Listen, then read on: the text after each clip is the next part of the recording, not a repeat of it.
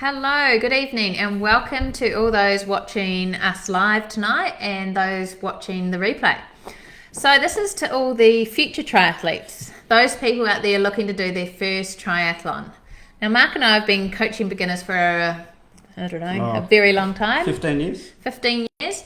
So we're well versed in what it takes to get people to that start line and the, reasons people give for not doing their first triathlon or how long it takes them to get to that starting point, to actually starting training for their first triathlon.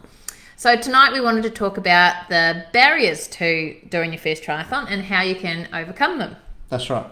And, the thing is, once you get into this sport, it's got so many advantages and benefits from, improving your fitness to lifestyle to meeting people, social connections there. There's a lot of wonderful benefits, but there's also probably some misnomers and misconceptions about triathlon, about, the type of people that do it. And so tonight's video is about maybe breaking those down and looking at the barriers and helping people realise maybe they're not barriers. I'm going to start off with a bit more of a lighthearted one. And one of the barriers to triathlon that I see many triathletes ask, or future triathletes, is, do I have to wear Lycra? So, you go along to a triathlon event and, our image of triathletes is these very, svelte, athletic looking, hot bods running around in very tight Lycra suits. And so it can be a barrier of thinking, do I have to dress myself in a one-piece Lycra suit in order to be a triathlete? What would you say? No, absolutely not. Definitely not. Lycra looks good on some people and doesn't look good on others, but my first triathlons, we didn't have Lycra back then. My first triathlon was in 1989, so Lycra wasn't part of the equation, and you definitely don't have to wear Lycra now if you don't want to. Yeah, so the advice I give all our first-time triathletes is wearing something that you feel comfortable in, but just be mindful that you've got to go from being wet out of the swim and getting changed into something on the bike and the run. So it's got to be something where you can change into and out of easily and do a swim, bike and run in. So that's why Lycra suits are fantastic. Yep.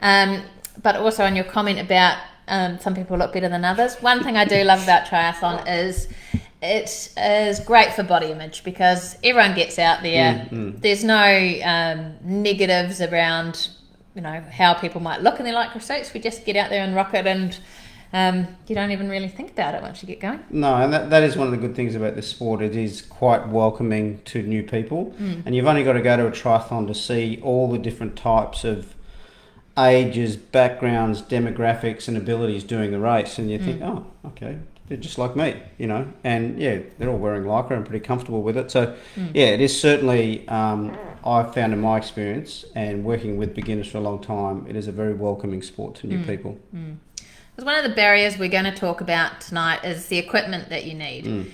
And so if you are doing your first one, just still talking on the tri-suits here, it might be better to not actually invest in a tri-suit first up. Make sure that you actually like it. It's something that you're going to keep going and training in, because a good tri-suit can set you back $200 plus. So it is worth getting a couple under your belt first before you start looking at investing in a Lycra tri-suit. Yeah, and from the clothing perspective, so for women, you can just wear a normal one-piece, swim costume in the swim, and then you can wear that on the bike and the run if you like, but then you can put on a top and, some shorts for the bike and the run.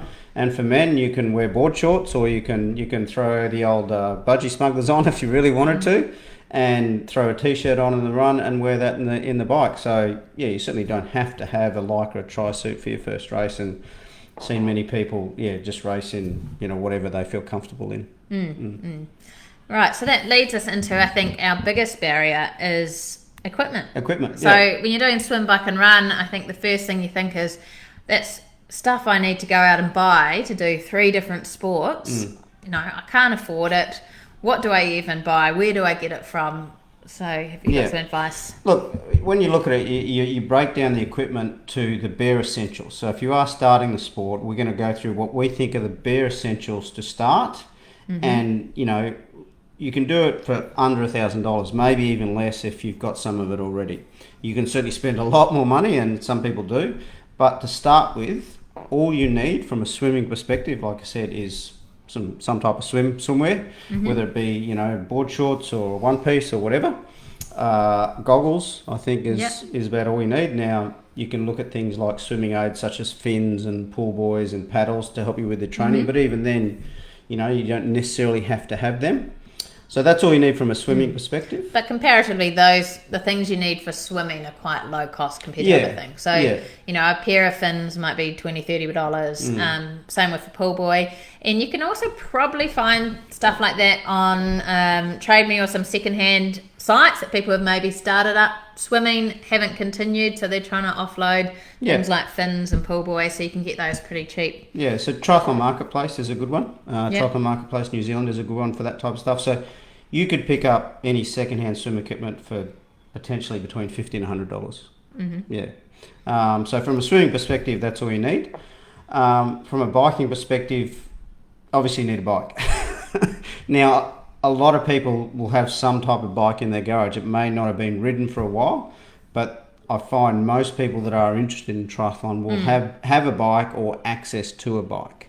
And as long as the bike is safe in terms of the brakes are working, the chain is okay, and it's not going to fall apart, that's more than okay to do a triathlon on. It can be a hybrid bike, it can be a mountain bike. It doesn't actually have to be a road or a triathlon bike. So, a lot of people will have a bike. If it hasn't been ridden for a while, I do recommend taking it to a bike shop and getting a safety check just to make sure it's safe. And also getting your helmet safety checked as well, because that's really important. It's a crucial piece of equipment. If you've had your helmet for years, you need to make sure there's no cracks in it. Otherwise, you're ready to go. Yeah, so you obviously need a bike and a helmet and appropriate clothing. Now, appropriate clothing will be in terms of things like gloves. I do recommend probably getting some cycling nicks. It does make cycling a little bit more enjoyable. Oh, we've got a visitor.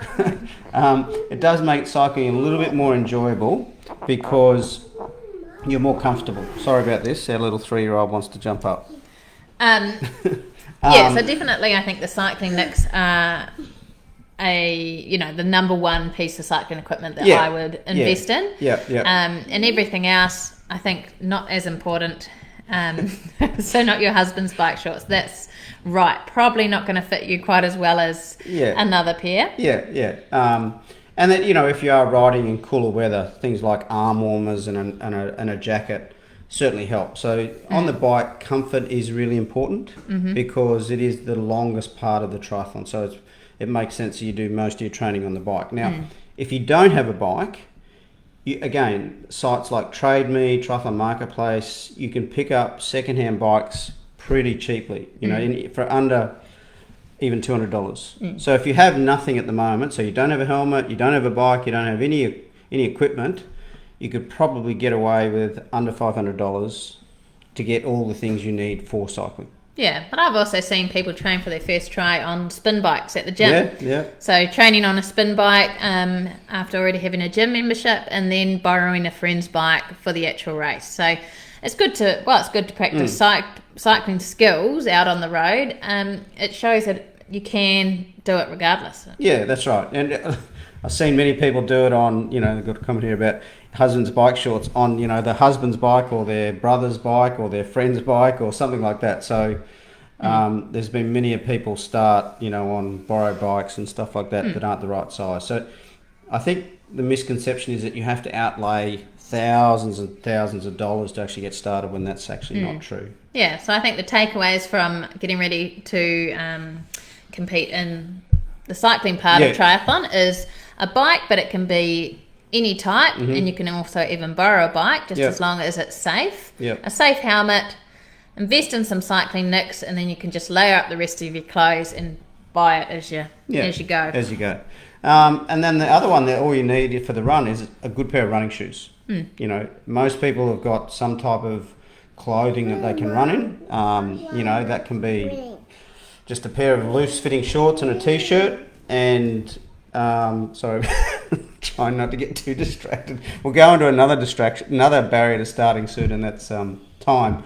But with running shoes, having good proper fitting running shoes, because running is the part of the equation that has the most risk of injury due to it being an impact sport. So a good set of running shoes is about all you'll need there. And if you haven't got any, I do recommend buying new shoes.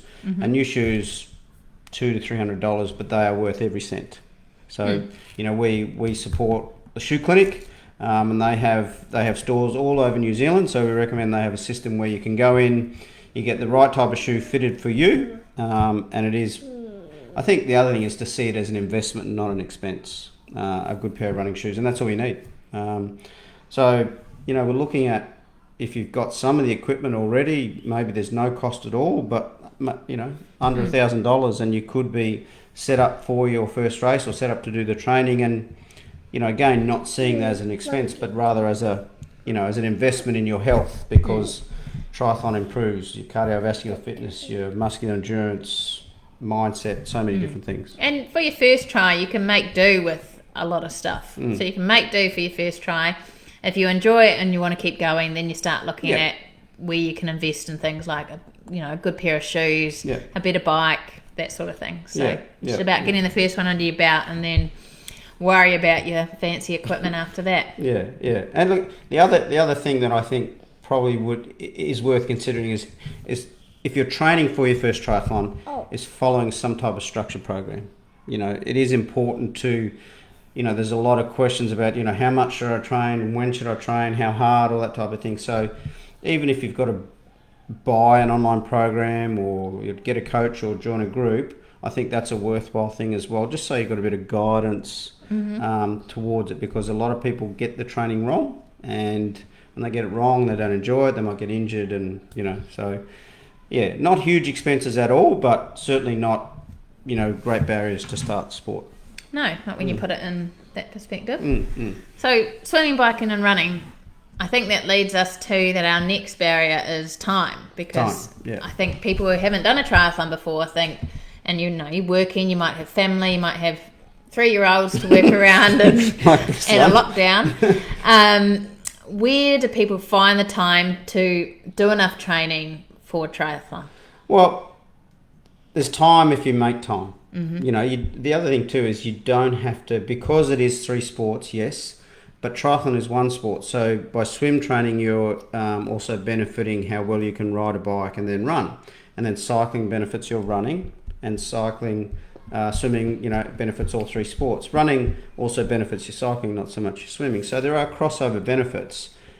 And, as a beginner, it might be that you're just training 3 or 4 times a week, 1 swim, 1 bike, a couple of runs, and it could be just 30 to 40 minutes, Well, that's all it needs to be. If you're starting with a super sprint distance triathlon, so we're looking at something that 1 to 300 meter swim, 5 to 15k bike, and up to a 3 or 4k run, you only need to be doing 30-minute sessions. You don't need to be putting a whole lot of time in until you get addicted, keep on training and start doing things like Ironman events, and then you need a lot more time. And so potentially you're only looking at 2 to 4 hours a week.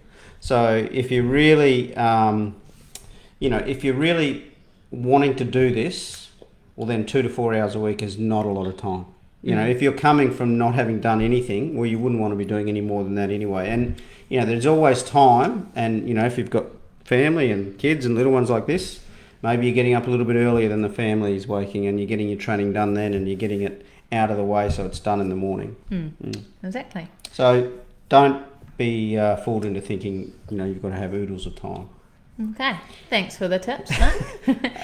All right, well, I think our last barrier is a bit more of a abstract one, and it's fear. And this is probably one that we see the most, because after our 15 years, we've had a lot of emails from people wanting to get started in triathlon, contacting us about joining beginner courses, but then we never see them. Never see them again. No. And a lot of that is fear about taking that first step and either coming down and joining a beginner course, or training towards your first try and doing those sessions on your own just tends to stop people in their tracks. Yeah, so I think there's a bit of a misnomer or misconception that to do triathlon you've got to be this uber, you mentioned at the start, this uber athlete, really super fit, and it's only when you go along you realise there's all types, and you don't have to be really fast.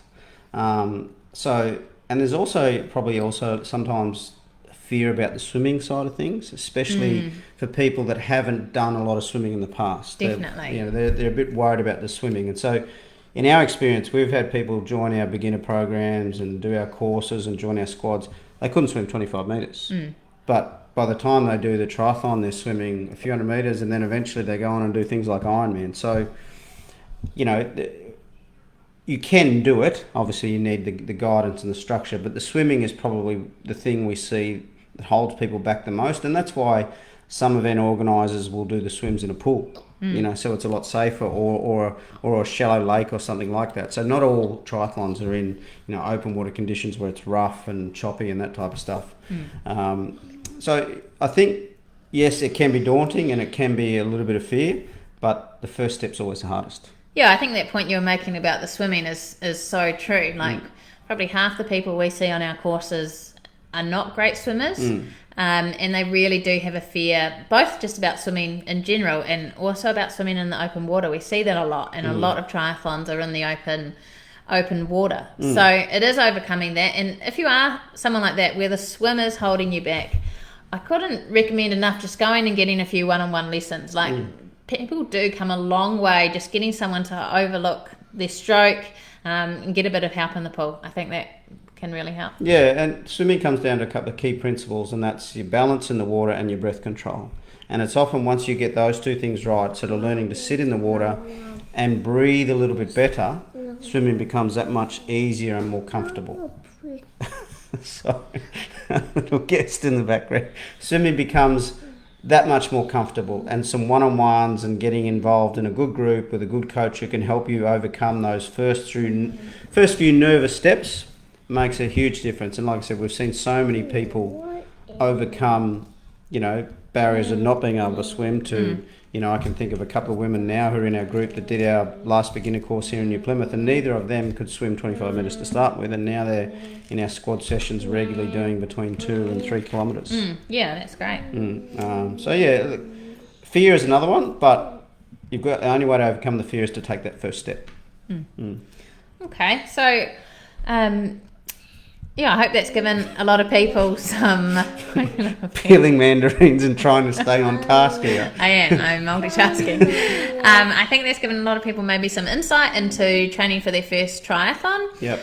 Hopefully giving you a little bit of a push to take that next step to get started, maybe choose an event. We're going to be at the Tin Man Triathlon this year, aren't we? Taking a beginner group there, which is going to be so much fun. So hopefully you can get there as well. Yep. In a few weeks, we're going to be doing an interview with a couple of our previous beginners. They're going to give you a bit of their insight into how they went training for their first try and some personal stories. So looking forward to that. Yeah. And just thanks for the comments. So from Helen, definitely not your husband's bike shorts. Sonia, thanks.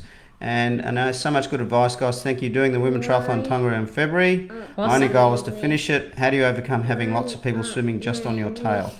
That's a really good question. I hope I'm pronouncing that name. Anai.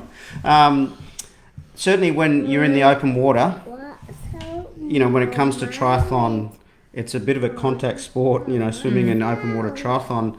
So what we recommend is actually part of our sessions that we do is in the pool, we'll get people used to swimming all in the lane together. So you've got to get used to people swimming around you, but as much as possible, it's practicing in the open water and practicing with other people. And if they're on your tail, well, that's a good place to it's a good place to be.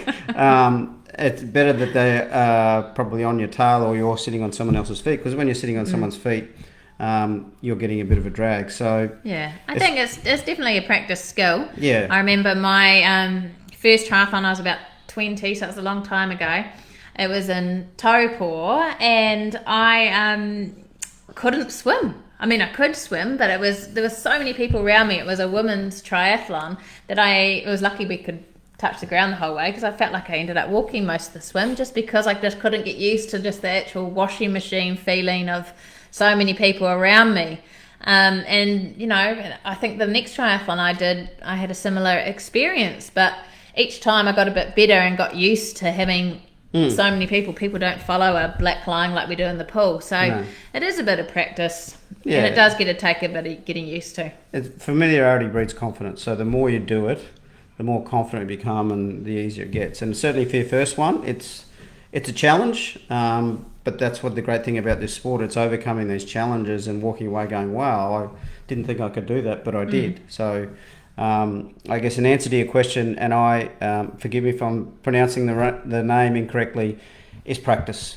You know, is practice and trying to get involved in a good group where they help prepare you and do things like that. But that's also the cool thing about triathlon. You're not going to do your first one, completely nail it, No. and you No. know, and be ready to retire. There'll be stuff that you can get better at, and I think that's what keeps us going. Oh, look, like I said, I did my first triathlon in 1989, and I don't think I've had the perfect race. There's always something you can work on. There's always, and that's the challenge of the sport. But I love the sport because of the relationships and the people that I've met and the places that I've been and the experiences. And then, you know, I love introducing people to the sport. So, yeah. All right. Well, thanks for joining us. And, yeah, we'll update you in a few weeks when we're going to hear from our some of our recent beginners and their experiences, which I think is going to be pretty cool. All right. And thanks, Charlie, for your help. Okay. Bye. Bye.